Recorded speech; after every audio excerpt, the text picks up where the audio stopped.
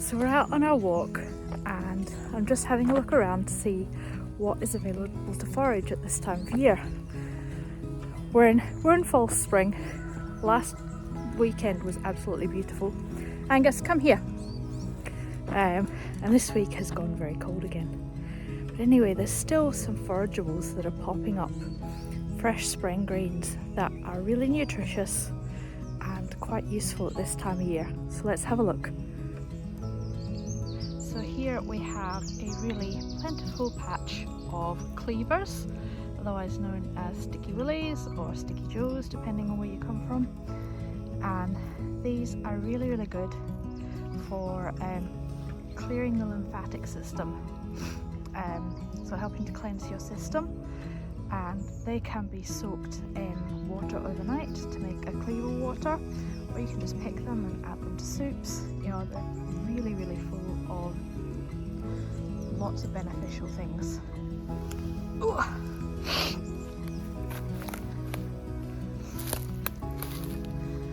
Over here we have some young nettle tips, and these are also full of nutrients, full of calcium and lots of vitamins. So these are best blanched in hot water and then cold water. If you're wanting to use them like a spinach, that will get rid of all the sting, or again you can turn it into soups. You have to excuse me, my nose is running with the cold here. Or you could even make like a nettle bread. That's something really interesting. You can wilt it down like spinach in anything.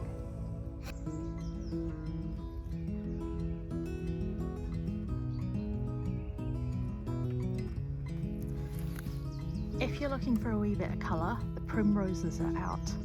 Now you can pick these to decorate cakes. You could turn them into a primrose curd, but I'm going to leave these here because they're one of the few things that are flowering at the moment, and the pollinators need all the food that they can get.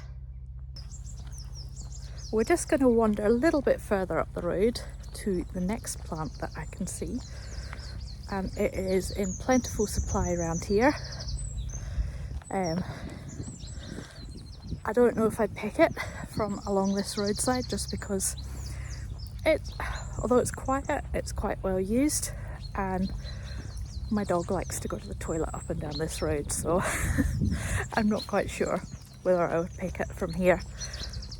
Maybe some of the stuff a little bit further back off the road. Anyway, I'm going to turn the camera around, and here's Angus sniffing the culprit. Don't pee on it. Now these are in flower, and they are called Alexanders. Alexanders are quite similar tasting to celery, and they were actually brought over by the Romans as a pot herb, and the Alexanders have escaped, and they are quite prolific in a lot of places, especially in coastal areas like this. But you can cut this down and use it like celery. After it's flowered, it will go to seed. Once the seed heads have dried, you can gather the seeds and toast them, and then use them as a substitute for pepper. So that's just a selection of some of the plants that are available to forage round about where I am. I would love to know if you have any greenery out that is forageable around you guys. So let me know in the comments if there's anything around you that you are foraging just now. Now that we're back in the warm after that lovely walk, it was very bracing, let me tell you. It's time to do some cooking, funnily enough. Now I did something yesterday that I don't do very often, because future me doesn't quite often like what past me thought would be a good idea to make. But I pulled out a load of meat for dinners for the week, and I'm going to sort of pre-prepare some of it, just in the hopes that it gives me a little bit, not more free time, but it just frees up a little bit of headspace for me, because I hate that question every night. What's for dinner? usually because I'm met with, I don't want that. But if it's made, then there's not really an excuse not to have it. So I have pulled out some diced venison, a pack of the venison sausage meat. There's also a couple of packs of chicken breast and some smoked partridge breast and a packet of that ham that I cooked up around about Christmas time, which will get used for sandwiches and various other things. So the first thing that I'm going to do is I'm going to put the oven on to 200. And whilst that preheats, we will get on with doing some other bits and pieces. So the first thing I'm going to do is I'm going to chop up some onion.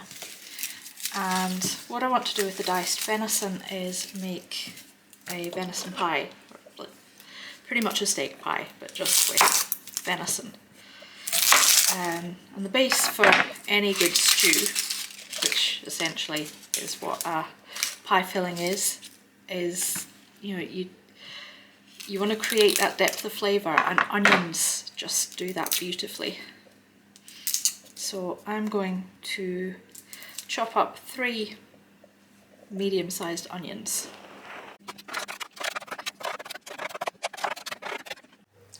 Okay, I've got a Ziploc bag here, and into the bag I'm going to put some plain flour and season it up with some salt and pepper.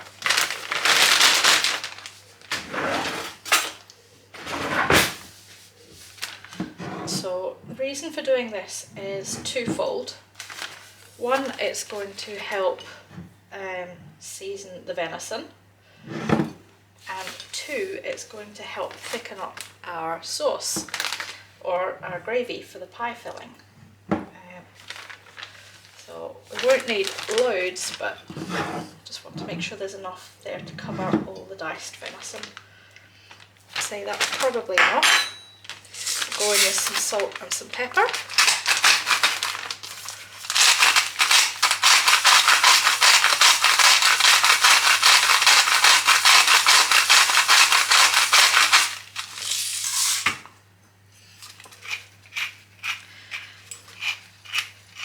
Still on the hunt for a good pepper grinder. This one's a bit hit and miss, and I want one that's just consistently decent. There goes the slow cooker. That's telling me that it is ready to put the onions in. So that's our flour all seasoned. I'm just going to put a bit of oil in the bottom here so that the onions don't catch.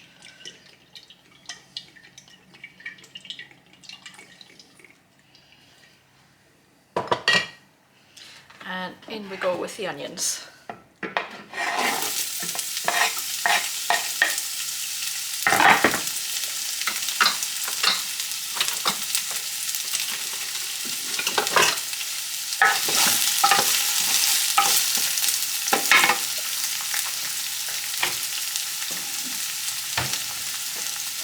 I'm going to add a wee sprinkling of salt.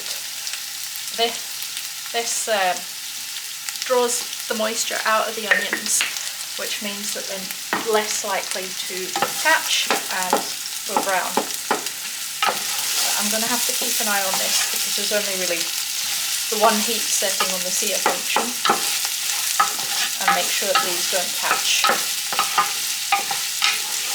So back to the venison. I've just pulled this out of the fridge, so there is a kilo in here. I think when we butchered that last year, I made sure that I got 4 kilos of dice. This is the messy bit. I'm just going to put all this in here.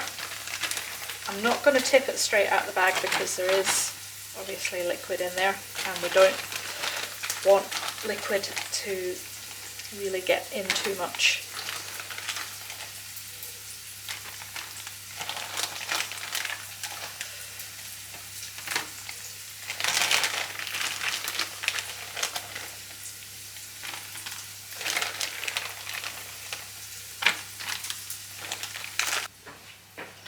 Okay, we've washed our hands and it's time to seal this bag up.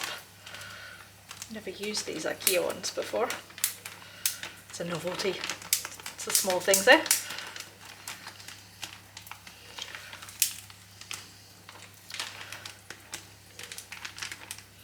Goodness, that one won't close very well. Anyway, let's see how we get on. We're just going to give this a good shake.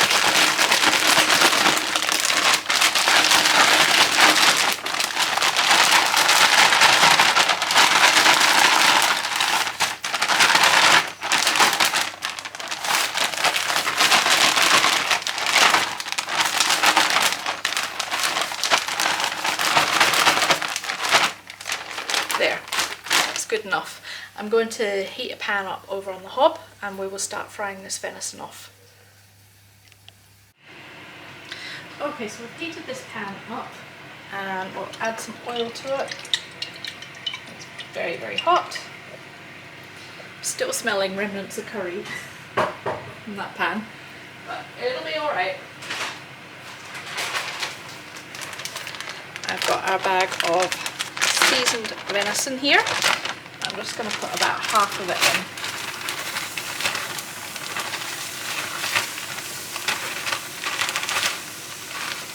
We don't want to overcrowd the pan.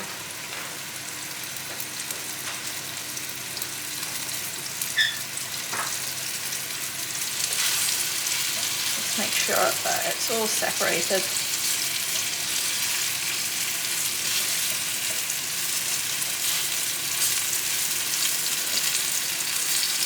At a nice high temperature, so it's going to brown really well.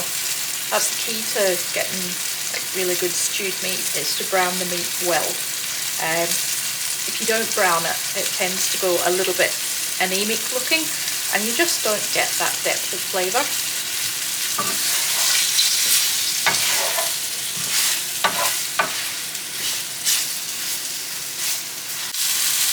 So that's this first batch.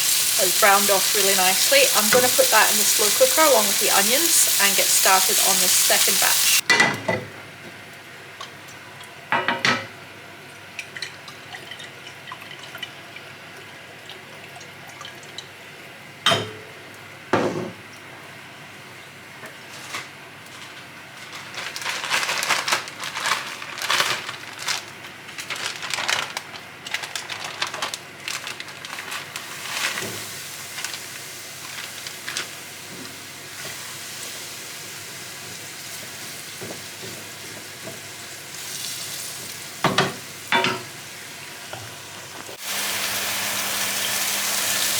That's the second batch of venison browned off nicely.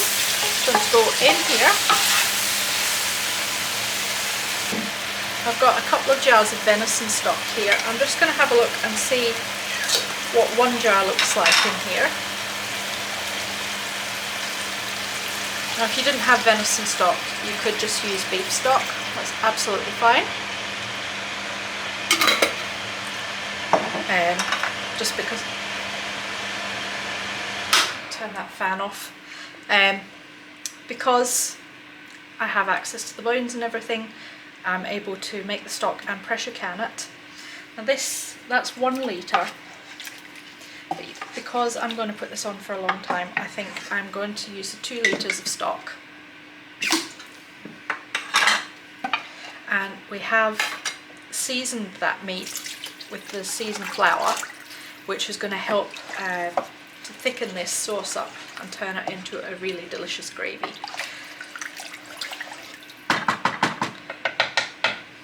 So I am going to put this on high for at least 6 hours, I would say, and we will see where we are at in about 6 hours time.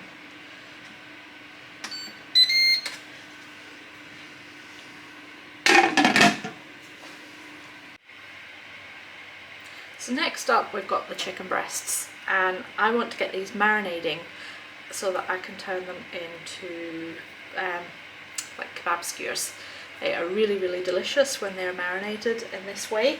The first thing that I want to put in is some Greek yogurt. And Greek yogurt is great for marinating meat in. It There's certain enzymes in there that really help to tenderize the meat, and it's also added protein, which is a bonus.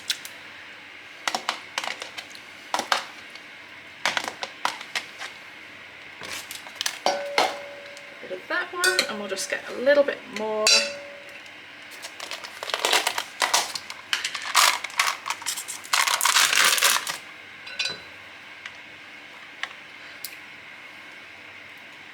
I would say that would do it. We're going to go in with a bit of sumac. So this is off the flower of the sumac tree, and it adds a really lovely citrusy kind of note to things. It's used a lot in Middle Eastern cooking. I don't use it that often, but I always enjoy it when I have it in things. It's one of those flavours that you stop and go, what is that? Next up, we're going in with some smoked paprika, because why the heck not? Ooh, it's a bit more than I was going to add, but anyway, it's all good.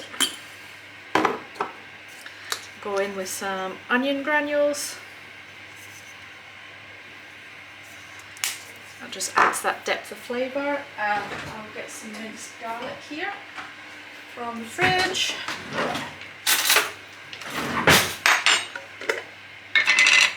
Oh, I'm salivating at the thought of this already. I like to add quite a lot of garlic. That is just me, but you do you.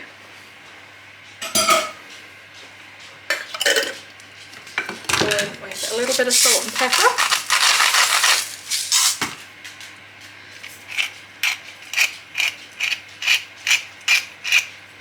And I think, what else will we add? We'll add a little bit of dried oregano.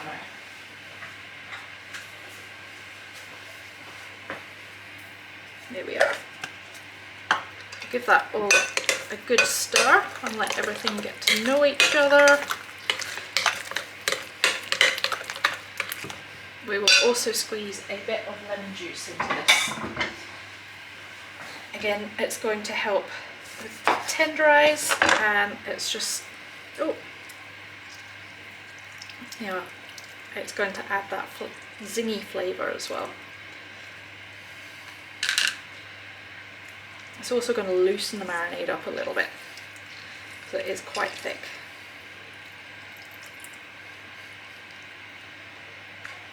Get rid of that and wash my hands.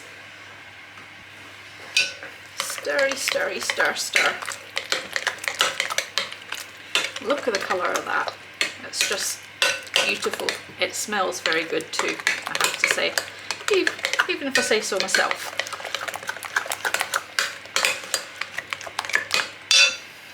So we'll put this over here, and we'll start off with chicken. Now, some of these might still be a little bit frozen, but that's fine, because this is going to be in the fridge for a day or two, so it's not an issue. And this chicken was very fresh when I put it in, so it's all grand. These were very large chicken breasts.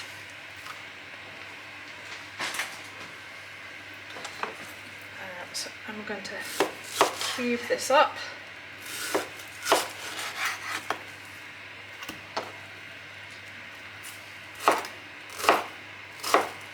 Decent sized chunks.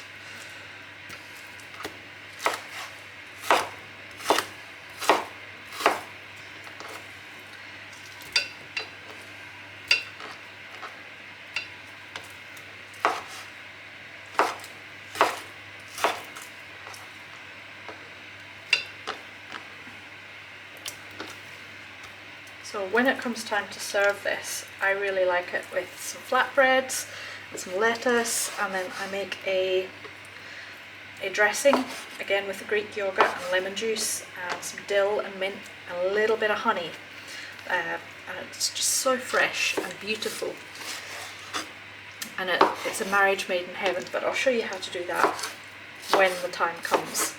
I think we might have this for dinner tomorrow night. We'll see what the schedule looks like.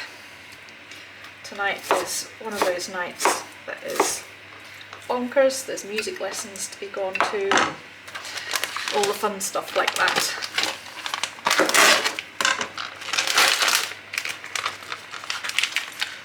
These ones are a little bit more defrosted, which is marvellous.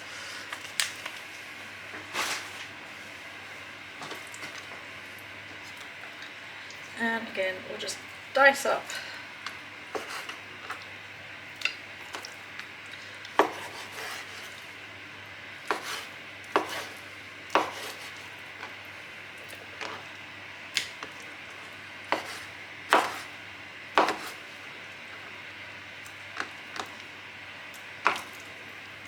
what have we got here? One great big huge chicken breast is what we've got. Now you could do this with turkey breast as well if you wanted to. This is almost the size of a turkey breast.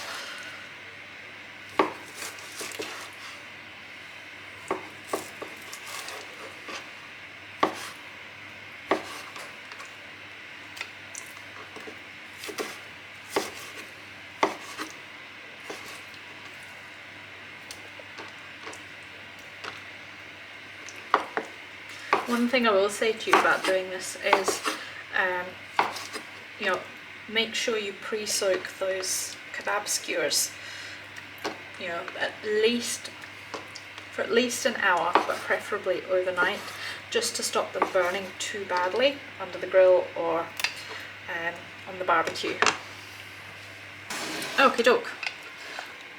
So all that's left to do is give this a stir and let everything get to know one another and mingle. Mingle, mingle, mingle.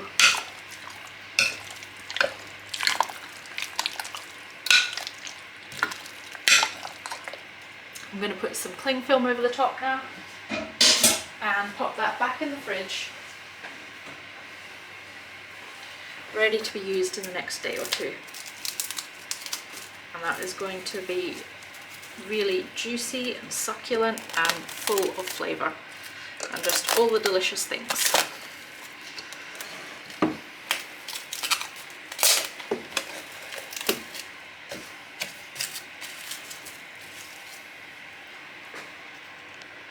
So whilst I was getting that chicken marinade ready, I had put some sausage rolls in the oven. There is a few videos back of how I make my sausage rolls, so I didn't think I really needed to show you guys how to do that. But these are ready for lunches, just for through the week, or when somebody needs a snack to keep their tummies going. And now that these are out, it's time to get a loaf of sourdough sandwich bread in the oven. I've started making all our bread from scratch over the last couple of weeks in a bid to stop having to buy bread all the time and reduce the amount of waste. And so far it's going pretty well. This is going to go in the oven for 55 minutes at 180 degrees. So the time's up and we're going to have a look at this bread and see how it's looking. It looks pretty good to me. This is just a really lovely light loaf and it slices up beautifully. It's really, really important that you allow your bread to cool properly before you slice into it. So I'm going to take this out and put it on a rack to cool, and then we will cut into it when it's cool enough to cut. For dinner this evening, I'm going to use up that partridge breast and make a one-pot pasta. And I love this because it's a whole lot less washing up and it's just, there's not much faff with it. I've speeded this up just because, it's fairly simple and there's no taking stuff out the pot to put stuff back in. It all just gets bunged in and until it's cooked, and then we serve it up and everybody's happy and has got full tummies. So it's the next morning and the bread's well and truly cooled down, so it's safe to cut. Now the reason you want to wait for it to cool down is if you cut it when it's too hot, the bread tends to go a bit claggy and doughy, and it's just not very pleasant to eat. But look at that. It's soft and fluffy and just delicious. I'm really pleased that the kids enjoy it and they actually prefer it over shop bought bread now. So it's just one of those things that I can do. Again, that I know what goes into it and I know that it's good for us. Now I actually ended up leaving this on overnight, so it's probably been cooking for about 16 hours. I did add a slurry of corn flour and water just to help thicken it up. The 2 litres was a bit much liquid, but you can see that the gravy has gone really nice and thick and the meat is really tender, so this is going to make a lovely steak pie when I come round to making it. I just got back from town and I was really surprised to see a delivery had arrived. Now I only ordered this particular product yesterday. I didn't expect it for another couple of days, so this is a really lovely surprise. Anyway, I will turn the camera around and show you what has arrived.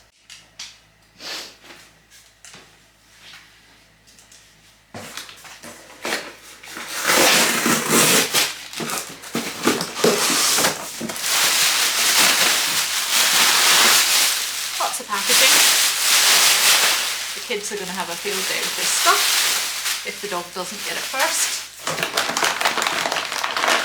And get rid of that. But we have flour. So that is my bread flour. Turn this the right way around. And then we'll open this one up. Get a knife.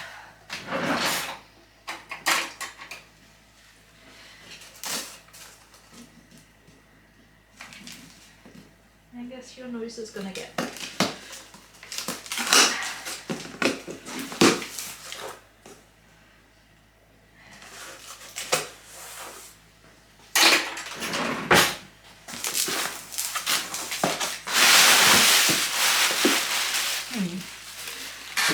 little bit overpackaged.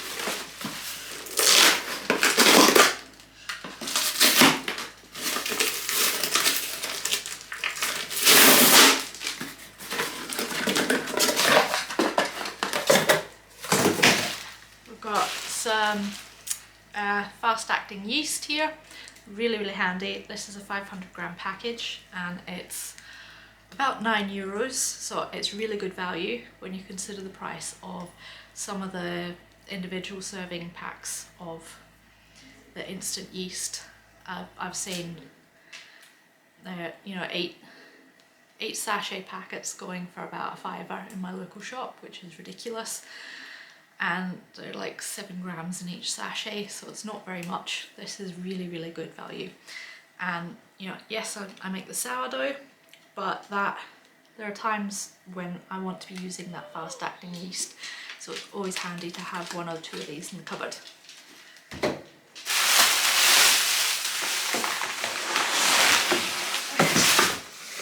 And then I have my plain flour. So I've got 16 kilo bag of bread flour and 12.5 kilos of the plain flour. I know this looks like a huge amount, and it is quite a decent amount of flour, but believe me when I tell you that we go through it quite quickly. I ran out of bread flour a while ago and I've just been buying the 1.5 kilo bags from the supermarket, and not only is it really expensive, but you know, I can't keep it in stock in the house, so it makes sense for me to bulk buy it this way. I have 1 minute, I will go and get it. Okay, so this is what I store my flour in. These are, oh, I can't remember what the capacity is, but these are the buckets with the gamma lids, and they screw on and off and become airtight when they're closed, so it means that no bugs can get into it. You can divide the flour up into packages and freeze it, just if you're worried about things like weevils. But I think this is going to be fairly fresh. I will decant it into the buckets and store it that way, and then bring out a certain amount into my jars that sit on the kitchen worktop, and I just work from them, and that's how I make it work. So I buy my flour from Kel's Wholemeal. They're down the country. Off the top of my head, I can't remember where exactly they are based, but they're down the south of the country somewhere anyway. And the delivery is really, really quick. It's more cost effective for me to buy it in bulk like this. You know, if you have a cash and carry, like a Costco near you, if you're in the UK or elsewhere in the world, then maybe it's cheaper for you to buy your flour from places like that. I've been into the north to one of the cash and carries there, Linus, and it actually works out more expensive for me to buy a bag of flour from there than it does from Kel's Wholemeal and get it delivered. So I will continue ordering from these guys because the service has been wonderful and the products are really good too. This is not a promotion, by the way. I have bought these products myself and been using them since lockdown, and yeah, I can't fault the company. Anyway, I'm gonna get these put away because otherwise they're gonna kick about the place and annoy the hell out of everybody.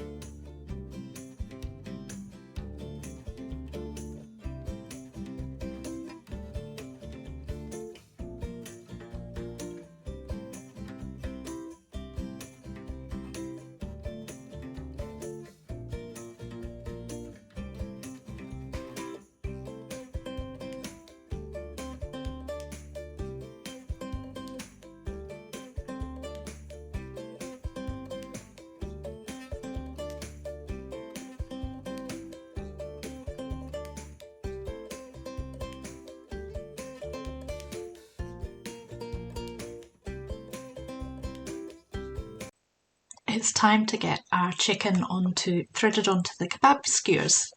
This has been marinating overnight now, and it'll be lovely and tender. I've had these bamboo skewers soaking all afternoon, and I've just got rid of the water out of that Pyrex dish there. I'm going to use that to lay the kebabs in, just so that I can take them outside to the barbecue, which is currently heating up.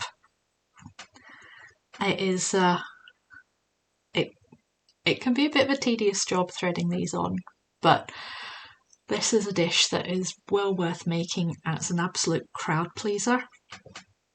You don't need a lot of it to feel full.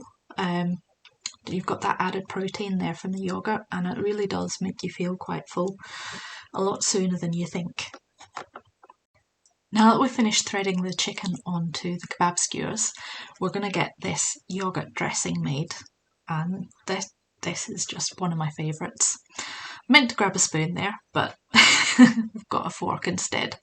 So I'm going to add a decent amount of Greek yogurt into this bowl, and I've always make plenty of this because I quite happily sit down and just eat a bowl of this dressing. You can make it as thick or as thin as you like. It goes equally as well with crackers as it does with these chicken skewers. The next thing I'm going to do is I'm going to add in some dill. Now, I didn't have any fresh with me, so I'm using dried, and it's absolutely perfect to use the dried stuff. Equally, you could use some crushed up dill seeds if you wanted, but this is just less crunchy or gritty. Next, I'm adding in the juice of half a lime.